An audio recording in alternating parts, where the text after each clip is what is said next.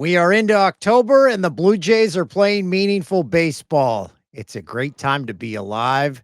And we're joined by the legend himself, Buck Martinez. Buck, it must bring a little vim and vigor to your step when it hits October and the Jays are still playing baseball. Yeah, it's a great time for all of us. And, we're fortunate at Sportsnet to be able to broadcast the games. We're the only team in Major League Baseball that can do that in the postseason. So it's an honor, and we're really looking forward to it. Fortunately, I've been around here a long time and seen a lot of these great postseason games, and hopefully this will be one of those postseasons where we can really remember and have some great moments that people will remember for a long time. Put us into the shoes of the current Jays because they have played baseball their entire lives waiting for this moment. So they must be at the point where they can't even contain themselves. It's a very exciting time. Fortunately, the Blue Jays have a bunch of veterans that have been through this before. So the younger players who are experiencing this for the first time can lean on guys like George Springer and Chris Bassett and Kevin Gosman. They've all been through that before. So it's an exciting time. But once again, it's still baseball. I spoke to George Springer about this the other day, about whether or not he'd had any of his teammates ask him what they were looking forward to. And he said, nothing formal, but a lot of casual conversations about, the ceremonies are great, national anthems, you're introduced on the sidelines, and then the game. And the game is still the same game.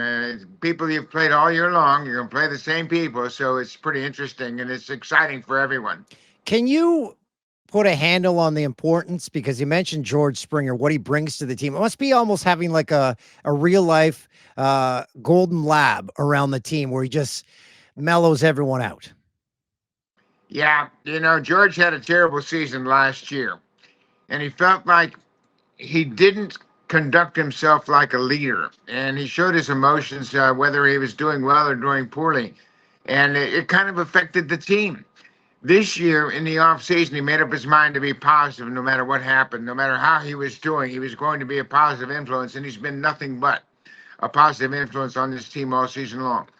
I've said this time and time again during the course of the season. George Springer is playing the game this year with so much joy that it's infectious for the rest of his teammates. And I think everybody's really fed off it and made the most of this great season. Let's go back to spring training. When you first laid your eyes on this team, could you ever have predicted they would be where they are right now? I didn't think they'd be a 94 win team. To improve 20 games from one year to the next is pretty dramatic.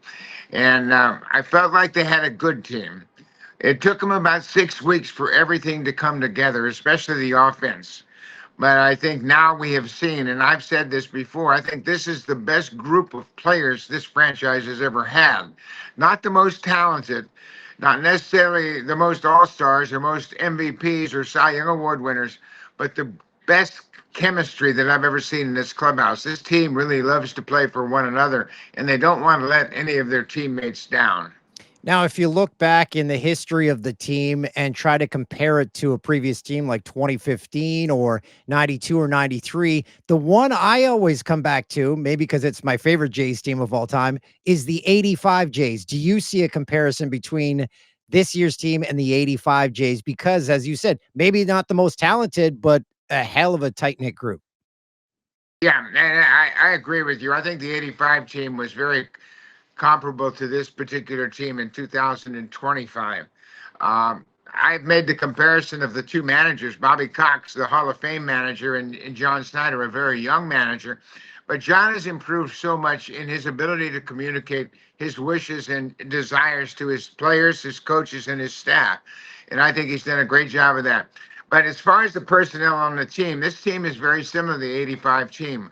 A lot of interchangeable parts. We had platoons and first base, behind the plate, a catcher, and in the outfield. So there were a lot of guys on the team that knew if they weren't starting, they were going to have an impact in the game at some point during that particular game. And that's the case with this team in 2025. Everybody on the team knows that they're liable to have an opportunity to contribute in every way every day of the season. And that's been a great thing for this ball club. They've played very well as a team. And you know what? The 85 and this year's team both share? They both have an Ernie. They both have an Ernie. That's right.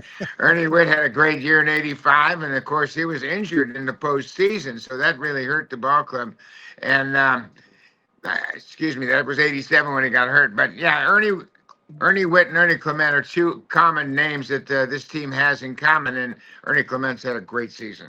I It, mean, this is what this team is all about. The extra guys having great seasons. Ernie's been one of the best players in the league all season long, no matter where he's playing.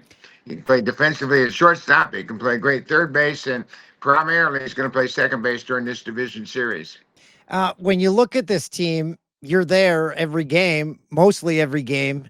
Does it still surprise you when there's a new hero every night? Because watching at home, you're like, this makes no sense. There is no one guy you said, okay, this guy's responsible for this team being this good. Yeah, I think it's the case. There have been 9 walk-off hits for the Blue Jays this season, and none of them have come from George Springer, Bo Bichette, or Vladdy Guerrero. The other guys have done the great work in the extra innings and in the late in the season, late in the games. But I think that reflects this personality once again. Everybody on the team has had a moment in the sun this year. Everybody. Eric Lauer has been terrific. David Schneider's had his moments. Alejandro Kirk had many moments. And Ernie Clement, of course, as you mentioned, Miles Straw, Nathan Lucas, they've all had a turn at being the star on this team. And even Tyler Heineman, he had his first career walk-off hit earlier this season. He'd never had a walk-off hit anywhere he played baseball before until this season. So everybody knows they have a chance to help this team win. Our Jays insider, Keegan Matheson, he said something pretty bold. He said, without Eric Lauer on this team, they aren't in the playoffs. Oh, no question about that. And he solidified the rotation in the middle of the season when things were going sideways. Bowden Francis started, and he got off to a bad start. He was injured. Eric Lauer stepped in and really calmed things down in the rotation.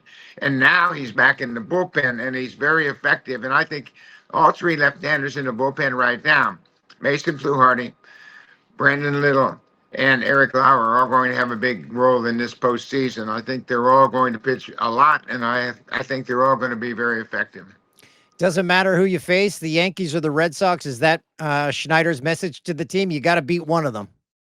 Yeah, you got to be one of them. And obviously, they've played the Red Sox recently, and the Boston won 2 out of 3. But for the season, the Blue Jays hold the edge over the Yankees and the Red Sox. But right now, I think the way, especially that Judge and Stanton are swinging the bats, hitting a lot of home runs late in the season, I think the Blue Jays would be better off facing the Red Sox, even though they have that great left-handed starter, Garrett Crochet.